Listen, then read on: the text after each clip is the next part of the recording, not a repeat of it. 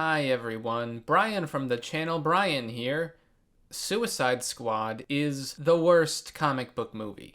The Suicide Squad is not the worst comic book movie. A review comparing this pseudo-sequel to the original would be nothing but explaining, hey, this aspect of the new one's better because it was not done the worst possible way you could do it for everything about the movie. Suicide Squad has a bad story and characters, but the real problem is that it's just not cohesive. Nothing means anything, and the whole of the film is a jumbled mess. So while The Suicide Squad is better, because it's impossible for it not to be, that's way too much of a free pass. To be honest, some of the very early character introductions in this film reminded me of the first movie.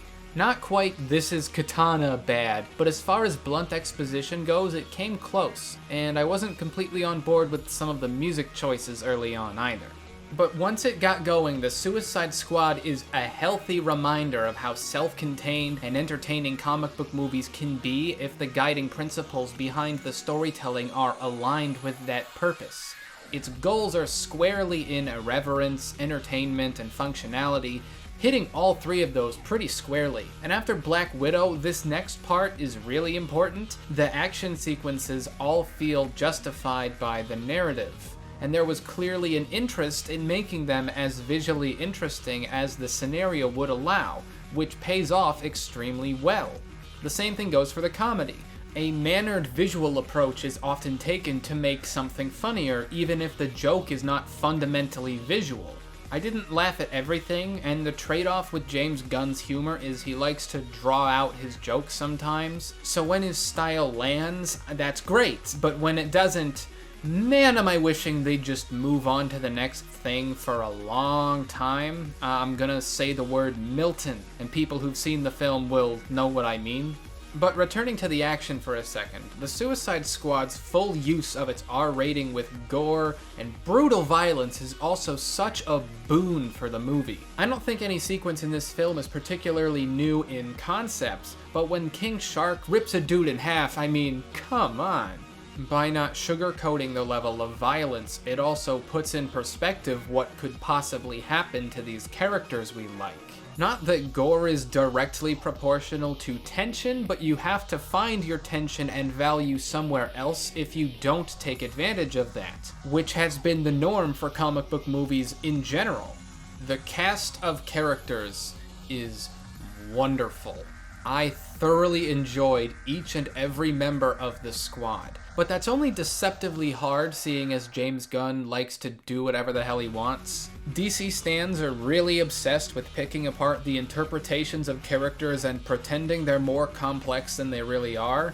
And you can't really do that with the Suicide Squad, as it's so self-contained. So I can see this movie pissing some people off for not trying to enrich the lore at all. Gunn uses characters like Polka Dot Man, not just because he's a backwater character and therefore by default fits into the film's Gang of Misfits Expendables motif, but because nobody f***ing cares about Polka Dot Man, or if you get his character wrong. It's gonna be the same thing when they finally make a Spider-Man movie with Big Wheel in it. I've been asking for Big Wheel for years and no one's listening to me! Regardless of whether or not I like the character, the feeling that Gunn's bypassing the work of adapting a character and massaging them into a zeitgeist mold cheapens the charm a little. It's hit or miss, like King Shark made me laugh. I loved him. But it was distracting how he was basically Groot. But then everybody who's a holdover from the first film is infinitely better, because they actually have a character to play this time. Like halfway through the movie I realized, wait a sec, I actually really like Rick Flag. How did that happen? Idris Elba's introduction almost seems like a deliberate mockery of Deadshot, which I loved. For the first time in her, I guess, trilogy, Harley Quinn thoroughly looked and acted like I'd expect this character to. Ayer's go at it was a Spencer's Gifts pinup girl. Yan's was like if Tank Girl got her entire wardrobe from Claire's. Harley is thoroughly a supporting character with no arc in this, though, and that's not what people are expecting. But for my money, this is the interpretation of the character truest to what I like about her. Plus, I think Robbie was just given a better script. But as good as everyone else is, I gotta give it up for John Cena as Peacemaker. He is the funniest comic book movie character since J. Jonah Jameson. I'm not f***ing around.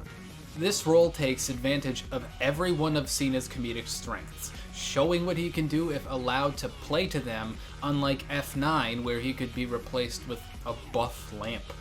This movie's a lot of fun. It is enjoyable. It is not a miserable, pretentious waste of time. Another reason DC fans will probably hate it. While I wouldn't get upset at someone thinking this screenplay is James Gunn resting too hard on his irreverent laurels, the point never comes where I feel like I'm watching Guardians of the Galaxy rehashed. The Suicide Squad's pace is much quicker, the characters occupy completely different spheres of development. I dare say when it wants to, this film has more believable heart. Like, Gunn didn't have to make it so touching when the rapport between pre-existing Suicide Squad members pierced through, but he did. The backbone of the Suicide Squad's writing is uneven in more ways than one, and doesn't offer much to chew on outside the immediacy of its own story. However, the isolated components of the film largely succeed. It uncompromisingly doubles down on the purist, escapist identity of comic books and comic book movies, thankfully in ways that don't belittle or insult the audience. I'm giving the Suicide Squad a 7. Anyway, did you like this movie more than me, less than me? Well, if you care to, please tell me.